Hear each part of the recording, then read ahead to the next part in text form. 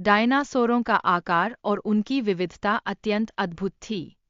इन प्राचीन जीवों के बीच कुछ ऐसे भी थे जिनका वजन 1 लाख किलोग्राम तक पहुंच सकता था, जो उनके विशालकाय अस्तित्व को दर्शाता है।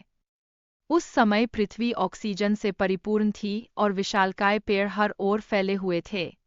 ये पेड़ 30 से 35 मंजिलों ऊंचे थे, जिससे यह प्राचीन दुनिया एक अद्वितीय पारिस्थितिकी तंत्र का प्रतीक बन गई। लगभग 100 मिलियन साल पहले, दो उल्कापिंडों के बीच टकराव ने पृथ्वी की ओर एक टुकड़ा भेजा।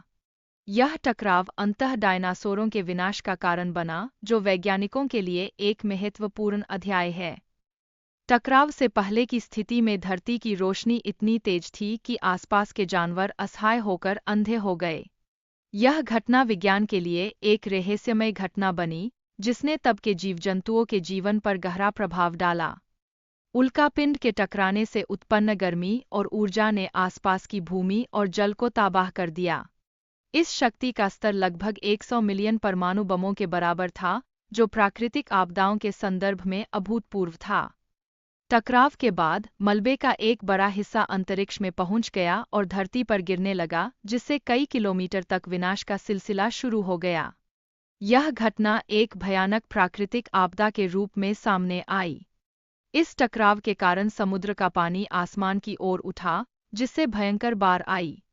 जलवायु में यह परिवर्तन जीवों के लिए एक गंभीर आपदा बन गया, जो जीवन के लिए चुनौती पेश कर रहा था। पृथ्वी का औसत तापमान कई डिग्री सेल्सियस तक बढ़ गया, जिसके परिणामस्वरूप जंगलों में आग लग गई। ऑक्सीजन की कमी ने जीवों के अस्तित्व को और भी कठिन बना दिया, जिससे परिवारों पर संकट छाया। 70% जीवजंतु समाप्त हो गए और केवल कुछ छोटे जीव और समुद्री जीव ही बचे।